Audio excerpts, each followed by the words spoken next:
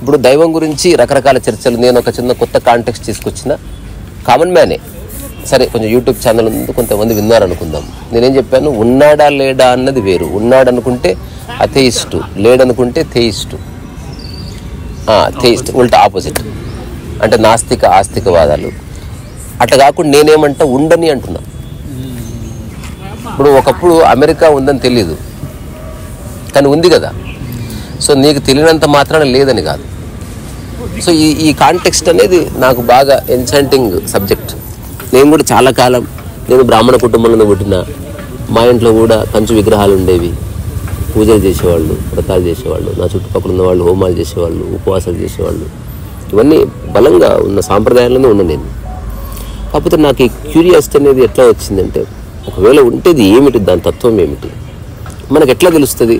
ఒకరిని అడిగితే తెలుస్తుంది, త్రూ బుక్స్ తెలుస్తుంది, అంతకుమించి ఎట్లా?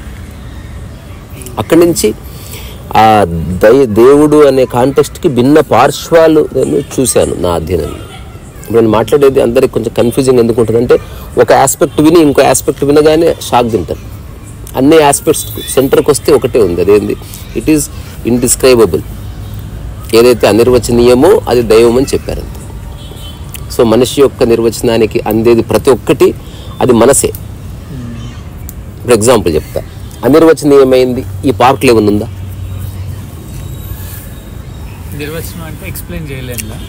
Definition. Is there anything which is beyond description? First ఆ తర్వాత ఇప్పుడు ఈ పార్క్లో ఎన్నో పూలు ఉన్నాయి కదా, ఆ పూల యొక్క సువాసన అనిర్వచనీయం. You cannot describe it. నువ్వు ఎంత టైం అన్నా తీసుకో. నువ్వు చెప్పగలవా టైసన్ గులాబీ సుగంధాన్ని వివరించగలవా? మాటల్లో ఎవరు చెప్పలేరు. ఒకవేళ చెబితే పోల్చి చెప్పవలసిందే, పోలిక లేకుండా చెప్పలేవు, లేదా ఉపమానంతో చెప్పవలసిందే. పోలిక కాదు, ఉపమానం అన్నారు దాన్ని. అంటే ఆ అమ్మాయి ఎలాంటి రంగు ఉంటుందంటే, ఇది పాలరాయి ఉంటుంది చూడు, ఆ రంగు ఉంటుంది. ఇది పోల్చలే, ఉపమానంగా చెప్పారు. అంటే ఆల్మోస్ట్ ఇట్లా ఉంటుంది. దీనికంటే అది బాగుంది, దానికంటే ఇది బాగుంది అన్నప్పుడు పోలిక వచ్చింది. ఇక్కడ దీనికంటే అది బాగుంది, దానికంటే ఇది బాగుంది అన్నట్లే. ఆ అమ్మాయి యొక్క రంగు ఎలా ఉంటుందో తెలియదు కాబట్టి, దాన్ని నేను నిర్వచించలేను కాబట్టి, దానికి ఈక్వాలెంట్ ఉన్న దాన్ని తీసుకొచ్చి చూపిస్తాను, ఇలా ఉండొచ్చు అని. అట్లా ఆల్మోస్ట్ దైవ సమానుడు అని ఒక మనిషిని అంటున్నప్పుడు, అట్లా దైవం ఎట్లా ఉంటాడో తెలియదు, కానీ ఒకవేళ ఉంటే ఇట్లా పరమహంసలాగా ఉంటాడు. అంటే దాని క్వాలిటీస్ని బేస్ చేసుకుంటే నిర్వచనం ఒకటి, అట్లా కాకుండా రూపాలని బేస్ చేసుకుంటే నిర్వచనం ఒకటి.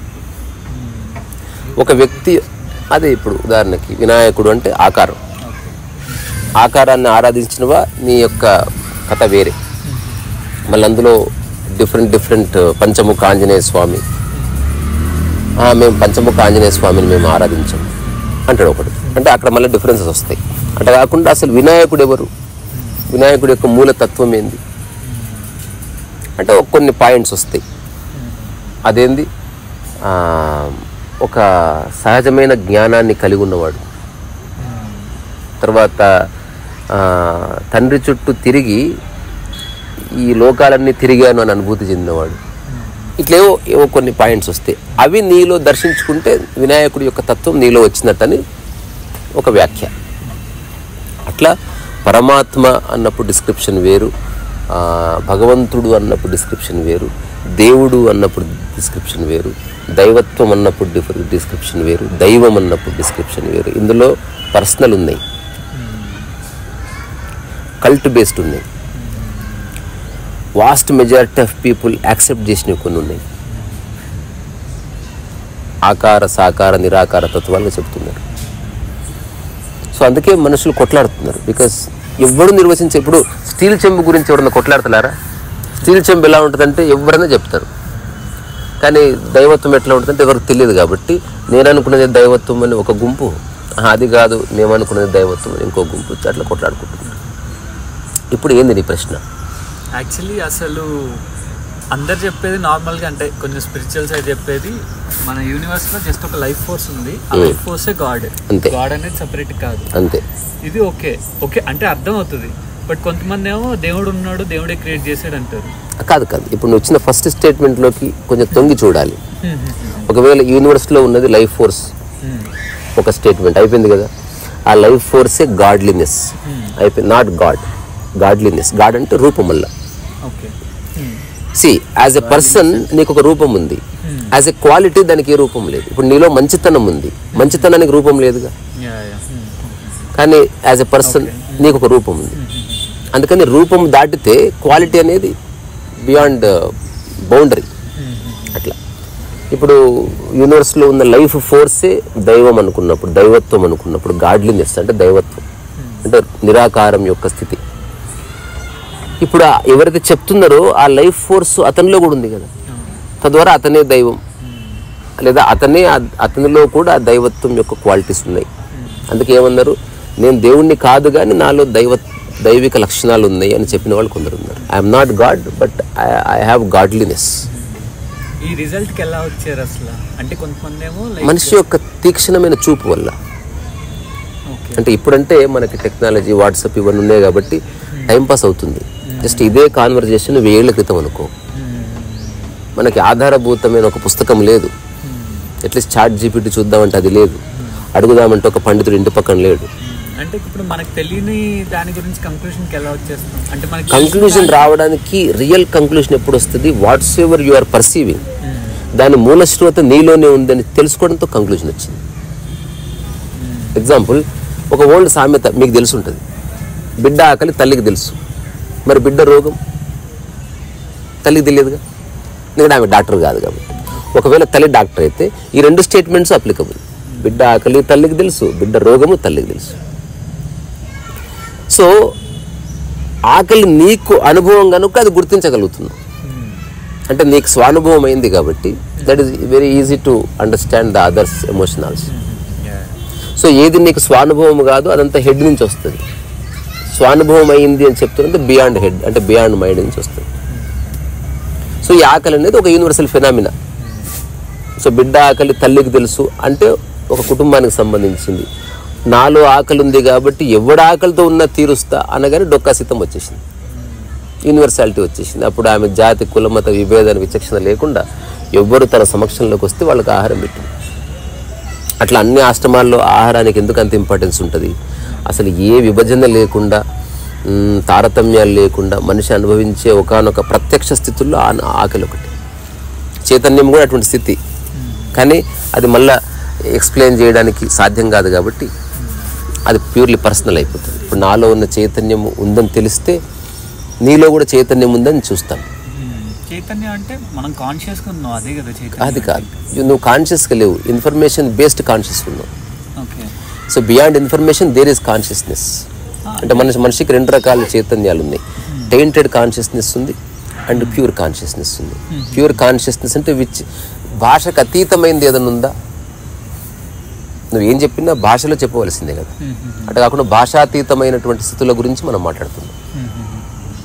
ఇప్పుడు తావో టీచింగ్ ఉంటుంది, చాలా రిమార్కబుల్ బుక్ అది. అందులో ఫుల్ ఆఫ్ కాంట్రడిక్షన్స్తో నిండి ఉంటుంది. ఈ ప్రకృతి యొక్క తత్వాలు, మనిషి యొక్క మనస్సు, ఇట్లాంటి విషయాల గురించి లావచ్చు ఒక 86 స్టాంజెస్ రాశాడు. అందులో ఫస్ట్ స్టాంజాలోనే క్లీన్ బోల్డ్ అయిపోతుంది విషయం. ఫస్ట్ స్టాంజాలో whatsoever is said is not Tao అంటాడు. Whatsoever is return is not Tao అంటాడు. ఏదైతే చెప్పబడ్డదో, ఏదైతే రాయబడ్డదో తావో కాదు అని ఎన్బైర్ చెప్పాడు. అంటే అదంతా తావో కాదనే కదా. సో చెప్పడానికి సాధ్యము కాదు కనుకనే చెప్పబడుతుంది. స్టీల్ చెంపు గురించి ఎవడన్నా బుక్ రాస్తాడు, చెప్పడానికి సాధ్యమైన దాని గురించి చెప్పడం ఎందుకు? ఇంకా it is already described. So ఇప్పుడు అదే నువ్వు వేరే రిలీజియన్స్ తీసుకున్నారనుకో, అదొక మనిషి యొక్క interpretation of existence of God. So అతను ఇచ్చిన డిస్క్రిప్షన్, అతను చెప్పిన set of rules, dos and don'ts, అక్కడి నుంచి దాన్ని ఎక్కువ మంది కరెంట్ లేని రోజుల్లో వేరే ఆప్షన్ లేక బ్లైండ్గా ఆచరిస్తూ అసలు ఈ ఇప్పుడున్న ఎన్లైటన్మెంట్ అప్పుడు లేదు సమాజంలో. ఒక 200 ఏళ్ల క్రితం కూడా ఒక రకమైన చీకటి, డార్క్నెస్ ఉన్నది. నీకు వేరే ఆధారం లేదు కాబట్టి ఏదో ఒక మతానికో సిద్ధాంతానికో నువ్వు అసోసియేట్ అయ్యి ఉండవలసిన ఒక పరిస్థితి ఏర్పడ్డది. ఎందుకంటే ఎంక్వైరీ చేయడానికి స్కోపే లేదు నీకు. అందుకని ఆ మతాలన్నీ అట్లా కోటాను కోట్ల మందితో నిండిపోయినాయి. ఇప్పుడు వాళ్ళకి భయం వేస్తుంది ఆ మతం మూలంలో ఏముంది, అసలు వాళ్ళు ఇచ్చిన డిస్క్రిప్షన్ ఆఫ్ గాడ్ కరెక్టేనా, అసలు అవి నిజంగా చేస్తే స్వర్గ నరకాలు ఉన్నాయా, నిజంగా స్వర్గం ఉందా, ఇట్లా క్వశ్చన్ చేసిన వరకు ఆ మతాలు ఉండవు. ఒక మతం గురించి ఏం చెప్తారు, నకల్కి కామ్ హే అక్కల్కి కామ్ నహి అంటారు అనమాట. అంటే నువ్వు ఆలోచిస్తే మతంలో ఉండవు, నువ్వు ఆలోచించడం మొదలు పెట్టవా యు ఆర్ అవుట్ ఆఫ్ మతం ఆల్రెడీ. ఓన్లీ మన దగ్గర మాత్రమే భారత్ నేలలో, ఈ భారతదేశం అనే ఈ గమ్మత్తైన నేలలోనే ప్రశ్నించే తత్వం ఉంది. తనను తాను భగవంతుడిగా క్లెయిమ్ చేసుకునే అవకాశం ఉంది. కానీ మనం అనుకుంటున్నట్టు నేను దేవుణ్ణి అనగానే వేరే మతంలో దేవుడి యొక్క డిస్క్రిప్షన్కి మ్యాచ్ చేసి చూస్తున్నారు, అది రాంగ్ మళ్ళీ. సో మన డెఫినేషన్ ఆఫ్ గాడ్ అంటే నాలో భేదభావం లేదు, నాలో డిస్క్రిమినేషన్ లేదు, నా యొక్క మూలస్థితికి జననము లేదు, నా యొక్క మూలస్థితికి మరణం లేదు, నా మనసులో కల్మషము లేదు, నాకు మూలస్థితికి జననం లేదు, మరణం లేదు. అంటే మనం పుట్టినప్పుడే. ఉదాహరణకి చిన్న ఎగ్జాంపుల్ చెప్తే నీకు ఓవరాల్గా అర్థం కావచ్చు. ఇప్పుడు నీకు ఆకలి అవుతుంది అనుకోకుండా ఆకలి నీవు అనుకో,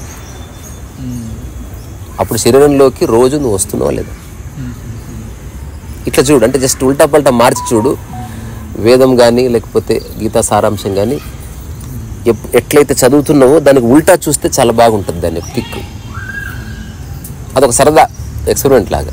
ఇప్పుడు నాకు ఆకలి అవుతుంది అనకుండా ఆకలే నేను అనుకొని నువ్వు మాట్లాడు కాసేపు, ఎంత బాగుంటుంది తెలుసా. ప్రపంచంలో గ్రేటెస్ట్ ఫిలాసఫీ చెప్పినట్టు ఉంటుంది. నేనే ఒక 10 మాటలు చెప్తా చూడండి. సో ప్రతి శరీరంలోకి నేను ప్రతిరోజు దూరుతాను. చూడు ఎంత బాగుంది. బీదవాడైనా ధనికుడైనా కోటీశ్వరుడైనా సెలబ్రిటీ అయినా కుక్ అయినా పిల్లైనా అందరిలోకి వెళతాను. నువ్వు ఆకలి నీవు అనుకున్నందుకు వ్యాఖ్య మారిపోయి. ఈ శరీరాలు ఉన్నా లేకపోయినా నేనున్నాను. ఆకలి ఉంటుంది అప్పటి. సో ఆధ్యాత్మికత అంటే ఈ యొక్క సంకుచిత మనస్తత్వం నుంచి వ్యాఖ్య చేయడం కాదు. ఈ విశ్వం లాంటి ఒకానొక వాస్ట్ ఎగ్జిస్టెన్స్ పాయింట్ ఆఫ్ వ్యూలో వ్యాఖ్య చేయడం. అక్కడి నుంచి నువ్వు వ్యాఖ్య చేస్తే అసలు వేదాల్లో ఏం చెప్పారనేది స్పష్టంగా ద్యోతకం అవుతుంది. ఆ యొక్క హ్యూమన్ ఎగ్జిస్టెన్స్ యొక్క లిమిటెడ్నెస్ అనేది శరీరం, నీకున్న కొన్ని ఆలోచనలు, నీకున్న కొన్ని ధారణలు, నీ కుటుంబం, you are limiting yourself. అట్లా కాకుండా ఈ లిమిటేషన్స్ అనే బౌండరీస్ నుంచి బయటపడి ఒకసారి ఈ ఎగ్జిస్టెన్స్ మొత్తం నీ దానికి వసుదైక కుటుంబం అన్నాడు, సర్వే జన సుఖినో భవంతు అని. అంటే అందరు సమస్త ప్రాణుల యొక్క బాగుని కోరుకునేవాడిని నేను. అసలు నువ్వెవరు అంటే అందరూ బాగులను కోరుకునేవాడిని. ఎంత బాగుంది ఈ ఆలోచన. అంటే మైండ్ యొక్క పరిధుల్ని చీల్చి అక్కడి నుంచి ఆ పంజరం నుంచి బయటపడి జీవితాన్ని దర్శించడం. ఇట్లాంటి వాళ్ళంతా పరివ్రాజకులు అయ్యారు. ఎక్కడ పడితే అక్కడ తిన్నారు, ఎక్కడన్నా పడుకున్నారు. దానికి కారణం తెలుసా, ఈ యొక్క విశ్వమే నా ఇల్లు అనుకున్నాడు. మనకేమో మన ఇల్లు గింతంత ఉంటుంది, ఎక్కడున్నా ఇంటికి పోవాలనిపిస్తుంది. No, it's a fact. ఎందుకంటే ఇల్లు అన్నది లేదు, ఇల్లు అన్నది హ్యూమన్ క్రియేషన్.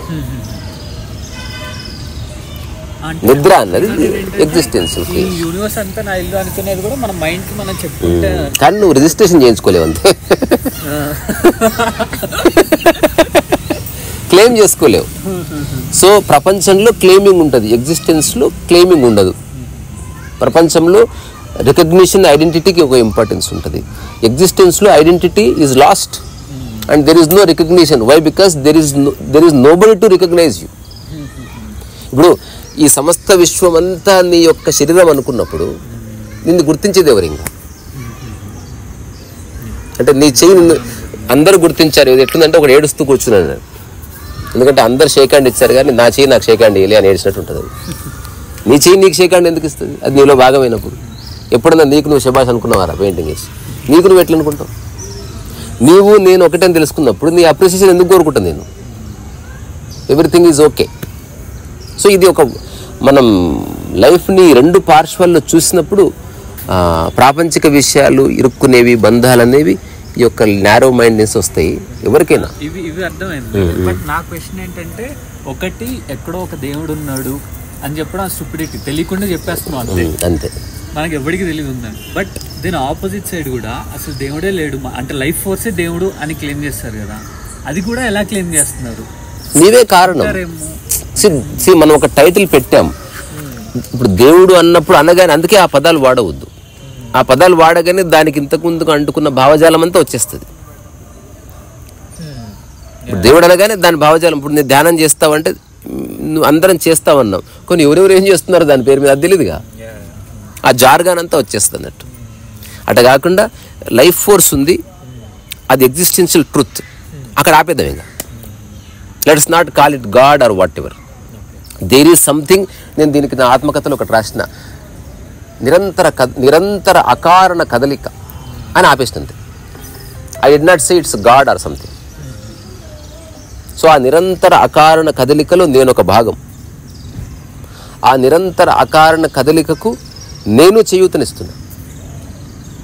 అట్లాగే ఈ నిరంతర అకారణ కదలికలో అందరూ భాగస్వాములై ఉన్నారు. నేను ఇంకా ఒక విజన్, ఇది కొంచెం హైపోథెటికల్గా అనిపిస్తుంది కానీ ఊరికే వినండి. నాకు ఒకరోజు ఏం సంవేదన వచ్చిందంటే, ఊరికే కూర్చున్నప్పుడు I just felt and I felt very happy. దానికి ఎవరు చెప్పలేదు, ఎందుకంటే అది సిద్ధాంతంగా మార్చడం నాకు ఇష్టం లేదు. ఈ విశ్వమంతా ఒక శరీరం అనుకో, ఊరికే అనుకో. ఈ విశ్వమంతా ఒక బాడీ, ఇన్విజిబుల్ బాడీ, మనకు కనిపిస్తలేదు కానీ ఇప్పుడు మనందరం 1 గంట అయితే తినాలి అంటాం కదా, ఎందుకంటే విశ్వానికి ఆకలి అవుతుంది. సో విశ్వానికి ఆకలి అవుతుంది, ఆ విశ్వంలో మనందరం భాగం కాబట్టి మనందరి కడుపుల్లో వేస్తే విశ్వం కడుపు నిండుతుంది. తర్వాత సాయంత్రం అయితే విశ్వం అలసిపోతుంది, అందుకని మనందరం పడుకుంటే విశ్వం రెస్ట్ తీసుకుంటుంది. అంటే దీనికి మళ్ళీ మారుతాయి కదా యుఎస్ లో వాళ్ళకి ఒక టైం. నేను ఎగ్జాంపుల్గా చెప్తున్నా, ఎగ్జాంపుల్, అందుకే హైపోథిసిస్ అని వాడేసాను already. I'm not claiming any theory out of it. అంటే నేను దీన్ని ఫిలాసఫీగా అంటే అటువంటి ఒక సంవేదన నాకు అనిపించింది. ఇప్పుడు మా కుటుంబం అంతా ఒక్కటి అన్నప్పుడు విశ్వం అంతా ఒక్కటి, ఇట్స్ వన్ ఎంటిటీ. అంత అసలు వన్ ఎంటిటీ అని మనం ప్రూవ్ చేయక్కర్లే. భూమి తిరుగుతూ ఉంది, దాంట్లో మనం ఉన్నాం. నిజానికి నువ్వు అమెరికా పోతున్నావా, లేకపోతే నేను లండన్ పోతున్నా, భూమి ఎటు పోతే అటు పోతున్నాం. ఆ తిరుగుతున్న భూమి నువ్వు ఎటో పోతున్నావు. ఎట్లుందంటే పార్కులో అటు ఇటు తిరుగుతున్నావు తప్ప పార్క్ దాటి బయటకు పోలేవు. అట్లా భూమి దాటి బయటకు ఎక్కడ పోతున్నావు? సో ఆల్రెడీ నీ లైఫ్ ఒక లిమిటేషన్లోనే ఉంది, నువ్వు అవునన్నా కాదని. సో అందుకని ప్రకృతి పాయింట్ ఆఫ్ వ్యూలో కనుక ఆలోచిస్తే స్పిరిచువల్ అండర్స్టాండింగ్ ఒక సెకండ్లో కలుగుతుంది. సో ప్రకృతి పాయింట్ ఆఫ్ వ్యూలో అర్థం చేసుకున్నప్పుడు everything becomes part of you and you are the part and parcel of this gigantic existence. ఇంకా సపరేట్ ఐడెంటిటీ ఏముండదు. ప్రకృతి పరంగా జీవితం అంటే ఏంది? జస్ట్ ఒక అకారణ కదలికలో ఉండడం. దానికే భగవద్గీతలో చెప్పి నిష్కామ కర్మ అని. You are moving but you are not expecting anything from that moment. అసలు మన మైండ్ ఇలా ఎందుకు ఎవాల్వ్ అయింది? అలానే నార్మల్గా జంతువుల్లో అంటే మనం అలా ప్రశ్న వల్ల అదర్వైజ్ మనం ఎప్పుడు అలాగే ఉండేవాళ్ళం. అలా ఉన్న నష్టమేం లేదు. ఇప్పుడు 90% మంది మనుషులు జంతువుల్లాగానే ఉంటారు. ఇప్పుడు ఓన్లీ 1% ఆఫ్ పీపులే థింక్ చేస్తారు. అందులో 1% ఆఫ్ పీపులే ఆచరిస్తారు. అందులో 1% ఆఫ్ పీపులే మళ్ళీ దాన్ని ఏదైనా క్రియేట్ చేస్తారు. అట్లా ఎవడో తయారు చేస్తే ఫోన్ వస్తే మళ్ళీ అందరూ వాడుకోదొబ్బుతారు అంతే. మళ్ళీ కొట్లాడతారు కూడా, ఈ ఫోన్ నాదని చెప్తారు. అంతే. అది గ్రహం బెల్ది, అది బేసికల్ నీది కాదు అది. అట్లా విమానంలో నా సీట్ అంటాడు, అది నీది కాదు అది basic, but still you claim అట్లా. సో ఇది ఒక చిన్న ఎరుకతో చూడాల్సిన విషయం. అంటే కొంచెం అవేర్నెస్ ఉంటే జీవితం చాలా సరళతర. ఎలాగూ ఆ ప్రపంచంలో ఉన్న ప్రకృతి పరంగా అర్థం చేసుకున్న నువ్వు చేయవలసిన కార్యక్రమాలు ఇలాగే ఉంటాయి, ఇవేం మారవు. కానీ బరువు ఉండదు. You feel light and you delight in the existence all the time. అంతే తప్ప ఈ పుస్తకాల్లో ఉన్న డెఫినేషన్స్, రకరకాల నాస్తిక ఆస్తికవాదాలు, ఆ తర్వాత ఎన్నెన్నో వచ్చినాయి. నిహిలిస్టిక్ అప్రోచ్ ఉంది, ఆగ్నాస్టిక్ ఉంది, లేకపోతే థెయిజం ఉంది, ఇవన్నీ ఉన్నాయి. వీటి చర్చలు పడ్డాం అనుకో జీవితం వేస్ట్ అయిపోతుంది. కొంచెం కాన్షియస్గా చూస్తే this is all one body అని తెలుస్తుంది. అందులో ఏ సందేహం లేదు. ఇప్పుడు ఉదాహరణకి నాకు ఎక్కడో ఒకసారి ఒక బుక్లో చదివాను, నాకు చాలా ఆశ్చర్యంగా అనిపించింది థాట్. ఇప్పుడు ఇక్కడ ఒక ఫ్లవర్ ఉంది, ఆ ఫ్లవర్ ఇట్లా ఓపెన్ అవుతుంది కదా, అవుతుంది ఎవ్రీడే. ఇది మనకు రియల్, ఇందులో జూట్ ఏం లేదు. ఆ ఫ్లవర్ ఓపెన్ ఎందుకు అవుతుంది? సూర్యుడు రాగానే ఓపెన్ అవుతుంది, సూర్యుడు కాంతికి. అంటే ఆ ఫ్లవరు అండ్ సూర్యుడు ఒక్కటే, వన్ ఎంటిటీ. ఇప్పుడు నీవు ఇక్కడ తింటున్నావు, ఇక్కడికి పోతుంది, ఆ శక్తి బాడీ అంతా వస్తుంది, ఇదంతా ఒక్కటి కాదా? క్లోజ్ ప్రాక్సిమిటీ ఉంది. అది నీకు చూడడానికి చాలా దూరం ఉన్నట్టు కనిపిస్తుంది, but both actually make one entity. సూర్యుడు ఆ ఫ్లవరు ఒక్కటిగా కదులుతున్నాయి. సూర్యుడి కదలికలతో ఫ్లవరు, ఫ్లవర్ యొక్క కదలికలతో సూర్యుడు, రెండు ఒకదానితో ఒకటి అవినాభావ సంబంధం కలిగి ఉంది. ఇది గుర్తిస్తే సరిపోతుంది. అట్లా మనం కూడా ఎగ్జిస్టెన్స్తోనే మన యొక్క కదలికలు ఉన్నాయని గుర్తిస్తే సరిపోతుంది. ఇలా గుర్తించగానే ఇప్పుడు ఆ ఫ్లవర్ రెండు పాయింట్ ఆఫ్ వ్యూ ఉంది. చూసావా 6:30 అయితే ఎట్లా ఓపెన్ అయ్యానంటే ఈగోయిస్టిక్ అప్రోచ్. 6:30 అయితే ఓపెన్ అయ్యాను బికాస్ ఆఫ్ దాట్. అదే నేను తత్వమసి, పూర్తి ఆధ్యాత్మిక సారం వచ్చేసింది. సో అదే ఫ్లవర్ అనుకుంటే ఈగోయిస్ట్గా మారిపోతుంది. నేను కాబట్టి ఓపెన్ అయ్యాను, చూసావా నాలాగా ఎవరిని ఓపెన్ అవుతారా? అటు కాకుండా అసలు నేను ఓపెన్ అవ్వడానికి మూల స్రోత నేను కానే కాదు. దో ఐఆమ్ ద, చూడ్డానికి నేను కనిపిస్తున్నా, దానికి శక్తి కానీ దానికి సారము కానీ నాలో లేదు. అదంతా తీసుకొని నేను అట్లా. సో ఒక కింది నుంచి భూమి, ఆ పైనుంచి సూర్యుడు, ఈ రెండు కలిపి ఒక ఫ్లవర్ని ఓపెన్ చేస్తుందా లేదు? ఇది అవునా కాదా? అట్లా మనం ప్రతి క్షణం కదులుతున్నామంటే ఈ హోల్ ఎగ్జిస్టెన్స్ అంతా కలిపి నీ కదలికలను ట్యూన్ చేస్తున్నాయి. అవి నువ్వు గుర్తించకపోవచ్చు. బికాజ్ దే ఆర్, ఎక్కడో ఉన్న చంద్రుడు, దాని ఇంపాక్ట్ మన మీద ఏముంటుంది? ఎప్పుడూ ఉంటుంది. ఆ అంతరిక్షంలో ఏం జరుగుతున్నా నీ మీద ఇంపాక్ట్ ఉంటూనే ఉంటుంది ఖచ్చితంగా. సరే, అది మనం గుర్తించలేకపోవచ్చు. సో ఓవరాల్గా చెప్పాలనుకునేది ఏంటి? వన్ గైజాంటిక్ ఎంటిటీలో నువ్వు ఒక భాగం. చివరి ఎగ్జాంపుల్ ఏంది? నీ శరీరం అంతా ఒక భాగం కదా, అందులో నీ ఎంటికలు కూడా భాగం కదా. కానీ ఎంటిక ఊరికి గాలికి ఇట్లా ఊగుతూ ఉంటుంది. ఇప్పుడు ఎంటిక అనుకోవద్దు as if I'm doing something అని. ఎంటిక ఏం చేస్తలేదు అసలు. అట్లా ఈ భూమి అనే గుండు మీద నువ్వు ఎంటికలా తిరుగుతున్నావు అంతే, అంతకుమించి పెద్ద ఎక్కువేం లేదు. అట్లీస్ట్ నేనైతే అనుకుంటాను, అంతకంటే నాకే విలువ లేదు అనుకుని హ్యాపీగా ఉన్నా సార్. ఈ అనవసరంగా ఈ విలువలు ఆడెవరో గుర్తించాలి, ఈ ఒక మనం పేరు తెచ్చుకోవాలి, అయ్యే పని కాదు. అది చెత్త. అది ఏ పేరు వద్దు, ఏ గుర్తింపు వద్దు. ఎవడన్నా గుర్తిస్తుంది వాడి హెడ్ఏక్ మనకు సంబంధం లేదు. ఉన్న చోట హాయిగా ఉండడం, కాస్త తినడం, మన శక్తిని ఒక సరైన దిశలో వినియోగించడం. ఇప్పుడు పూల పార్క్ కొంతిస్తుంది, దీనివల్ల ఏమొస్తుంది? ఏం రాదు. నాకు ఆల్రెడీ ఎవరో సలహా కూడా ఇచ్చారు, కొన్ని టమాటాలు పెంచు పైసలు వస్తాయని చెప్పాను. నాకు మీకు అర్థం కాదులేండి సార్, అది లేదు. డబ్బే కావాలంటే మరి టమాటా ఎందుకు పెంచుతా? నేను నిజంగా నా లక్ష్యమే డబ్బు అయితే ఇవన్నీ ఎందుకు చేస్తా? చాలామంది ఇంకేమనుకుంటారు, మేబీ దీన్ని అడ్డం పెట్టుకుని డబ్బు సంపాదించడం అనుకుంటారు. అందుకే వాడు అట్లా ఉన్నాడు కాబట్టి వాడికి అటువంటి థాట్సే వస్తాయి. అట్లా అదర్వైజ్ అట్లాంటిది ఏం లేదు. ఒక నిరంతర అకారణ ఎఫర్ట్లెస్ కదలికల్లో ఉండిపోవడం జీవితం అంతే. యూజ్ ద మైండ్, అక్కడితో ఎండ్ అయిపోయింది. But don't think that you are the mind. when it is not required, put the mind aside, become zero, శూన్యంగా ఉండిపోతుంది. దీనికి ప్రాక్టీస్ కావాలి, గుర్తిస్తే సరిపోతుంది. దీని ప్రాక్టీస్ అక్కర్లేదు. Just recognise. అదే దాంతో సంబంధం లేకుండా ఇప్పుడు ఇన్ని దోమలు వస్తున్నాయి, మనం పోరాడుతున్నామా? కత్తి తీసుకొచ్చి ఆ దోమల దగ్గర నీ ఆలోచనలు పెట్టు, ఆన్సర్ వచ్చేసింది. ఒక్కొక్క దోమని మనం అడ్రస్ చేస్తలేము కదా, ఏవో అవి తిరుగుతున్నాయి అంతే. అట్టనే ఆలోచనలు బుయ్యం తిరుగుతూ ఉంటుంది. నువ్వేం పట్టనట్టు ఉంటే సరిపోతుంది. ఉండొచ్చు కాదు, దోమల కంటే అవి పవర్ఫుల్ కాబట్టి, అందులో పర్సనల్ థాట్స్ ఉంటాయి కాబట్టి మనల్ని కొంచెం మోటివేట్ చేసి లాగుతాయి. సరే, కొంచెం స్థిరంగా అసలు ఒక 3 రోజులు ఎవడైనా కదలకుండా ఒక చోట కూర్చున్ననుకో అసలు మైండ్ మొత్తం న్యూట్రలైపోతుంది. కానీ ఆ 3 రోజులు కూర్చోడమే కష్టం, చాలా చాలా కష్టం. అసలు ఎందుకు కూర్చోవాలనిపిస్తుంది అంటే మన మైండ్ ఇప్పుడు వరకు రిజిస్టర్ అవ్వన ఏ ఇన్ఫర్మేషన్ కానీ మెమరీలో ఆల్రెడీ ఎగ్జిస్టింగ్ మెమరీ కాకుండా బియాండ్ థాట్ ఏమైనా వస్తుంది, ఇది కాకుండా వస్తుంది కాకుండా. ఇప్పుడు దీనికి ఇన్ఫర్మేషన్ ఏది లేదు. ఒక కుక్క పోతుంటే అరవాలని ఎట్లా తెలుసు దానికి? ఒక దాని వెంటపడడం ఎట్లా తెలుసు? ఒక పిల్లికి వేటడం ఎట్లా తెలుసు? అట్లా ఎగ్జిస్టెన్షియల్ గా కొన్ని కర్మలు ఉన్నాయి అన్నిటికీ, అవి ఇలాగ ఉన్నాయి. దాని రిలేటెడ్ థాట్ అంతే. ఒక జ్ఞాని చేసేది అంతే, ప్రకృతి పరంగా ఏం చేయాలని అది చేస్తాడు. అందుకే క్లెయిమ్ చేసుకోవడం ఉండదు అంటున్నా.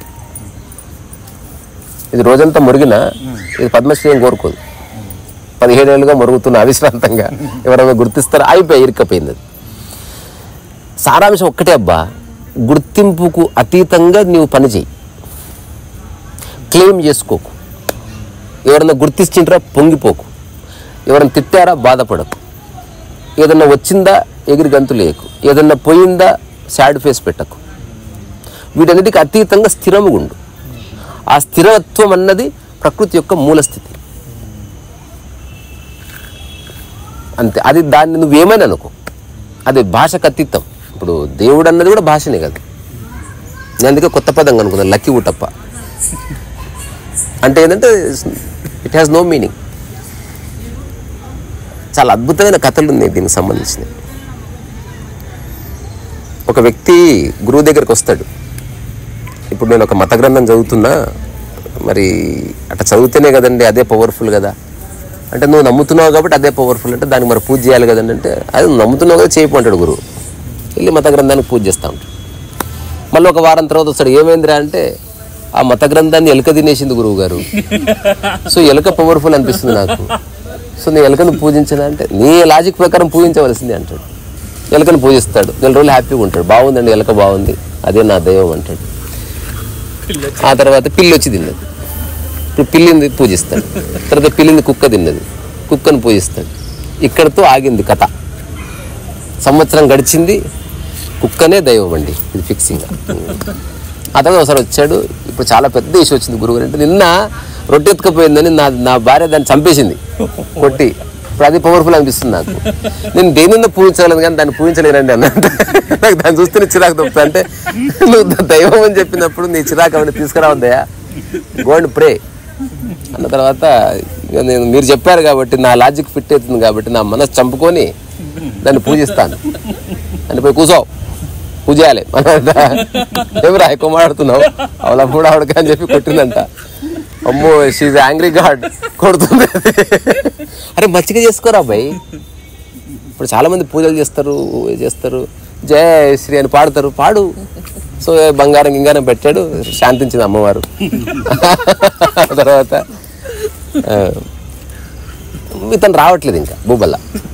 గురువుకి ఏదో డౌట్ వచ్చి ఇంటికి వెళ్ళాడంట. ఏమైందంటే వాళ్ళ భార్య ఉంది, ఏమైందో తెలీదు, రూమ్లోకి వెళ్ళి బయటికి రావట్లేదు, 1 month అయింది. తలుపు కొట్టాడంట. ఎవరు అంటే, నేనయ్యా, నువ్వు గురువు అనుకునే వ్యక్తిని, గురువుని కాదు నువ్వు అనుకుంటున్నావు కాబట్టి ఇంతకాలం, ఇప్పుడు ఎవడు అక్కర్లేదు నాకు దొబ్బే అన్నాడు. అది ఎలాగో ఆల్రెడీ ఫస్టే తెలుసు నాకు, అందుకే నేను శిష్యుడు అనుకోలేదు, నేను గురువు అనుకోలేదు, అందుకే ఏ బాధ లేదు. ఒక్కసారి నాకు క్లారిటీ, ఇప్పుడు నా క్లారిటీ కావాలి, ఏం జరిగింది. సరే డోర్ కొంచెం తీస్తా, భయపడకన్నాడంట. ఏంటంటే అద్దం పెట్టుకొని తను నగ్నంగా చూసుకుంటూ దానికి హారతి తిప్పుతున్నాడు. ఓయమ్మా ఇదేం పని చేస్తున్నావురా అంటే, నిన్ననే నా భార్యను కొట్టినా అన్నాడు. I am the most powerful person. ఇట్లా పనికిరాని లాజికల్ కంక్లూజన్స్ పోయినాం అనుకో, ఎప్పటికీ కొలిక్కి రాదు. దైవాన్ని గుర్తించం అంటే, దైవం అనేది భాషా పదమైనా కూడా అందరిలో ఏదైతే కామన్గా ఉంటూ సజీవంగా ఉందో దాన్ని దైవం అనుకో. అట్లా నేను అంటాను, అందరికీ కామన్గా సూర్యుడు ఉన్నాడు కాబట్టి సూర్యుడు దైవం అనుకో. అందరికీ కామన్గా అందరిని బతికించేది గాలి కనుక గాలి దైవం అనుకో. అందరినీ బతికించే నీరు కాబట్టి నీరు దైవం అనుకో. అందుకే మన పూర్వీకులు పంచభూతాలని దైవంగా భావించారు. తర్వాత అందరిలో ఉన్నది కామన్గా ఉన్నది ఆకలి కనుక ఆకలిని దైవం అనుకో. ఇవన్నీ ప్రత్యక్ష సత్యాలు లేదా ప్రత్యక్ష దైవాలని పిలిచారు. సూర్యుడిని ప్రత్యక్ష దైవం అని పిలిచారు. ఇది జనరల్గా అందరికీ అర్థమయ్యే సబ్జెక్ట్. అందుకే ఏం చేయాలి, నీళ్లు వేస్ట్ చేయొద్దు అంటే దైవాన్ని వేస్ట్ చేయొద్దు అని. తర్వాత పరోక్ష సత్యాలను అన్వేషించేవాడు ఆధ్యాత్మిక మార్గంలోకి అడుగు పెడతాడు. అంటే this is little more deeper. అంటే నీ యొక్క ప్రశాంత స్థితి, ఎప్పటికీ చెక్కు చెదరని నీ నిశ్చలత, నీ యొక్క స్థితప్రజ్ఞత, నీ యొక్క మనోశూన్యత, థాట్లెస్ స్టేట్, ఇట్లాంటివన్నీ నువ్వు కొంత ఓపికగా ఉంటేనే రిజిస్టర్ అయితే, నీళ్ళు రివీల్ అయితే అన్నట్టు. అవి ఆల్రెడీ ఉన్నాయి. సో ఆకలి దైవం అనుకుంటే నువ్వు అన్నదానంలో పడతావు, మళ్ళీ ఏదో చేయవలసి వస్తుంది. అట్లా ఏమీ చేయకుండా కూడా నువ్వు ఒక రకమైన బ్లిస్ఫుల్ స్టేట్ని అనుభవించవచ్చు అని లాహిరి మహాశయుల దగ్గర నుంచి రీసెంట్ వరకు చాలామంది, తక్కువ మంది, వెరీ రేర్. అది పుస్తకాలకి, సమాచారానికి, గురువులకి, ఆశీర్వాదాలకి, ఆశ్రమాలకు అతీతం. అప్పుడు వాళ్ళు ఏం చెప్పారు, ఆకలి అన్నది ఎట్లయితే మనందరిలో ఉందో అట్లాగే చైతన్యము కూడా మన మూల స్థితి. అంటే ఆకలి కంటే ఇంకా more closer to the reality. చైతన్యం అంటే నేను ఇప్పుడు అంటే నేను బ్రతుకున్నా అని నాకు తెలుసు కదా, అంటే బ్రతుకున్నా ఈ చుట్టూ సరౌండింగ్స్ ఉన్నాయి అది అని తెలుసు, అదే చైతన్యం అనుకుంటున్నాను. Like I'm conscious of my. No, you are not conscious of, you are aware of. Aware of my surrounding. అందుకని అవేర్నెస్ ఇస్ డిఫరెంట్ అండ్ చైతన్యం ఇస్ డిఫరెంట్. ఓకే. సి అవేర్నెస్కి చైతన్యానికి ఏ పుస్తకాలు లేని ఒక డెఫినేషన్ ఇస్తున్నాయి. ఇది మళ్ళీ ఒక హ్యూమనే ఇస్తున్నాడు. నువ్వు నిర్ణయించుకో ఎంతవరకు అని. ఇప్పుడు నీ ఎదురుగా 100, ఇప్పుడు ఈ పూల పార్కే ఎగ్జాంపుల్గా చెప్తా. ఇప్పుడు అట్లీస్ట్ ఒక 500-600 మొక్కలు ఉన్నాయిగా. ఏ మొక్క ఆ మొక్క యూనిక్ అండ్ సపరేట్గా అట్లా గుర్తిస్తూ ఒక మొక్కను పోల్చకుండా ఒకసారి చూసామనుకో, ఇది అవేర్నెస్ అనమాట. అవేర్నెస్ అంటే 500 మొక్కల్ని గుర్తిస్తున్నావు, 500 మొక్కలు దేనికది ప్రత్యేకమని గుర్తిస్తున్నావు కనుక ఒకదానితో ఒకటి పోల్చడం లేదు. జస్ట్ సూర్యకాంతి ఎట్లయితే అన్నిటి మీద పడ్డదో నీ దృష్టి అన్నిటి మీద సమానంగా పడ్డది. At you are recognising every entity is unique. ఇది అవేర్నెస్, ఎరుక, సింగిల్ యూనిట్. అంటే దేనికి అదే చూస్తున్నావు, ఒకదానితో ఒకటి కలపడం లేదు, ఒకదానితో ఒకటి పోల్చడం లేదు, భేదభావం లేని, డిస్క్రిమినేషన్ లేని స్టేట్ ని నువ్వు అనుభవిస్తున్నావు. ఒకవేళ నిజంగా నువ్వు చూసావు అనుకో, నీ మైండ్ అబ్సల్యూట్ స్టిల్నెస్కి వస్తుంది. బికాస్ చూసేది కూడా ఎంటిటీ యూనిక్ అని తెలుస్తుంది. అది అవేర్నెస్ యొక్క చివరి స్థితి. ఆ మొక్కల్లో నువ్వు ఒక వ్యక్తి అని తెలుస్తుంది. You are part of the whole. దేనికి అది సపరేట్ అన్నప్పుడు నువ్వు కాదా మరి, ఇది తెలుస్తుంది. చైతన్యం అంటే ఏంది? ఈ అన్ని మొక్కలని కలిపి ఒక్కటిగా చూడడం, అందులో నువ్వు భాగంగా చూడడం. ఇప్పుడు ఇవన్నీ 2 మాటలు మనం మాట్లాడతాం. చెప్తున్నా ఇట్స్ బియాండ్ థాట్. ఇందులో అసలు థాట్ లేదు. మనం డిస్క్రిప్షన్ కోసం థాట్ అంతే. If you really start look, అదే రాకూడదు. నువ్వు దేనికి అది పోల్చినప్పుడే ఆలోచనలు వస్తాయి. ఇప్పుడు దాని పేరు, దాని యొక్క ఫ్లవర్ నేమ్తో పని లేదు, అది భాషకు అతీతం. జస్ట్ యూఆర్ రికగ్నైజింగ్ దట్, అక్కడితో ఎండ్ అయిపోయింది. ఇప్పుడు మనం ఈ పూల పార్క్కి సంబంధించిన అందరూ ఈ వ్యాఖ్య చేస్తారు, అన్ని పూల మొక్కలు నేనే పెట్టాను. ఇది చైతన్యానికి సంబంధించిన స్టేట్మెంట్. పూల మొక్కలు ఒక గాట కట్టేసినాం, కలిపి చూడడం. మనం ఒక్కొక్క మొక్క గురించి చెప్పినప్పుడు వేరువేరుగా చెప్తావు, అప్పుడు అవేర్నెస్తో చెప్తావు అన్నమాట. ఈ 2 స్థితులు అల్టిమేట్ స్టేట్స్. అంటే కొన్నిసార్లు నువ్వు విడదీసి చూస్తూ ఒకదాన్ని ఒకటి పోల్చకుండా చూసే స్థితి ఉంది. రెండోది అన్నిటినీ కలిపి ఈ అన్నిటిలో నేను ఒక భాగం అని ఏకాత్మ భావనలో చూడడం ఉంది. అంటే ఈ 2 స్థితులు మన శరీరానికి వర్తిస్తాయి. శరీరం అంతా ఒక్కటి చైతన్యం. శరీరంలో ఉన్న వేరు భాగాలు వాటి ఆ పనులు చేస్తూ ఒకదాన్ని ఒకటి డిస్టర్బ్ చేసుకోవట్లే. You are aware of that. అంటే నేను ఏమంటున్నా లైక్ ఇది థాట్ వైజ్ గా చెప్తున్నా. బిగినింగ్ థాటే. థాట్ 2 రకాలు ఉంటుంది. థాట్కి కొనసాగింపించే థాట్ ఉంది, థాట్తోనే ఎండ్ అయ్యే థాట్ ఉంది. అది నీ చేతులు ఉంది. హౌ టు ఆపరేట్ థాట్ అన్నది ఒక గొప్ప ప్రక్రియ. ఇప్పుడు సేమ్ ఏదైనా ఒకటే. ఇప్పుడు సమస్త మానవ జాతి మనుషులను చూస్తున్నాం, ఎవరికి వాడు ప్రత్యేకమని చూస్తున్నాం. ఒకదాంతో ఒక వ్యక్తితో ఇంకో వ్యక్తిని పోల్చడం లేదు. తద్వారా you are aware of everything. Sheer looking అన్నట్టు అవేర్, పూర్తి ఇంద్రియాలకు సంబంధించింది. హలో,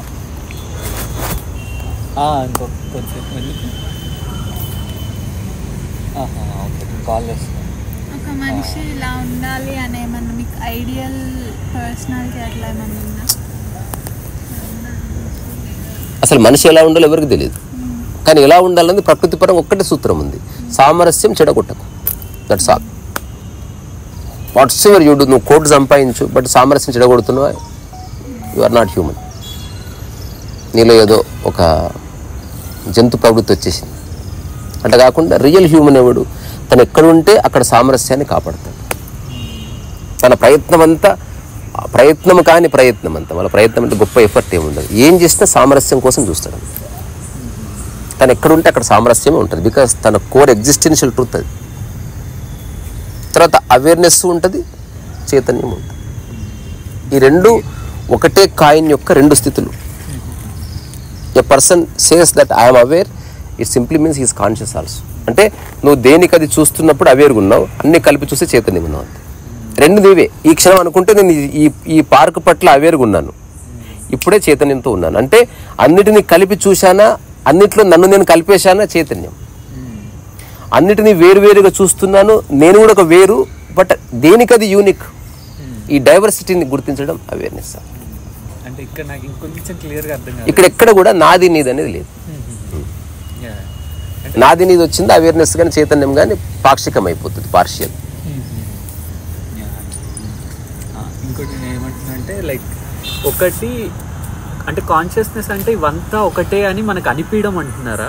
అంటే మనకి ఇంకా ఇదంతా ఒకటే అని అనిపిస్తుందా, లేకపోతే అనిపిస్తుంది? లైక్ ఓకే అనిపిస్తుంది. మనం ఈ ప్రపంచంలో మనం ఒక పార్ట్ అంతే. అంటే ఇదంతా ప్రపంచం కాదు, ప్రపంచం మనిషి క్రియేషన్, విశ్వం విశ్వం అంతా ఇంకా కాస్మోస్ అనొచ్చు.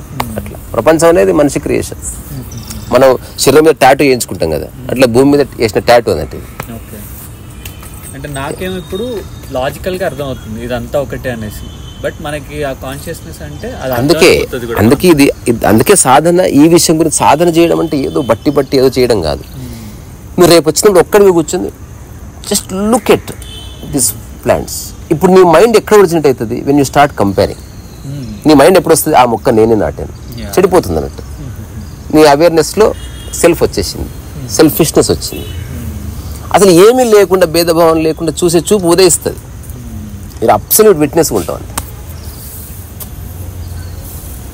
ఒక్కసారి ఆ మైండ్ ఒరిజినేట్ అయితే ఇంక ఎనిక్కిపోదు. ఇంకా వచ్చారా వీళ్ళు? ఇది చెప్పారు గురూజీ, అడవి చెట్లన్నీ తీసేస్తే మిగిలేది కాన్షియస్నెస్ ఇది అన్నారు. కాదు అన్నీ కలిపితే. ఇప్పుడు అడవి అంటే ఏంది? చెట్ల కలయికనే కదా. చెట్టు లేకపోతే అడవి లేనంటే. అట్లనే ఈ భాషా పదాలు కూడా రకరకాల కారణాల వల్ల వచ్చాయి. నిజంగా అడవి ఉందా? చెట్లే ఉన్నాయి, కానీ ఆ కలెక్టివ్ ట్రీస్ని మనం అడవిని పీల్చుకుంటున్నాం. అట్లా శరీరం అని ఎందుకు అంటున్నావు మరి? నీ కలెక్టివ్ ఆర్గాన్స్ ఇక్కడి నుంచి చూడు, లోపటి నుంచి చూస్తే బయటకు ఒక ఆర్గాన్ ఫామ్ అయింది. ఎగ్జిస్టెన్స్ పాయింట్ ఆఫ్ చూస్తే నీవు ఒకదాని కలెక్టివ్ ఆర్గాన్లో ఇది ఒక భాగం అన్నట్టు. సరిగ్గా చూస్తే పెద్ద విషయం కాదు, కానీ మెట్ట వేదాంతంలో పడితే మాత్రం డబ్బా గోల్ అయిపోతుంది, జీవితం సంకన అయిపోతుంది. కన్నమ్మ పోదామా?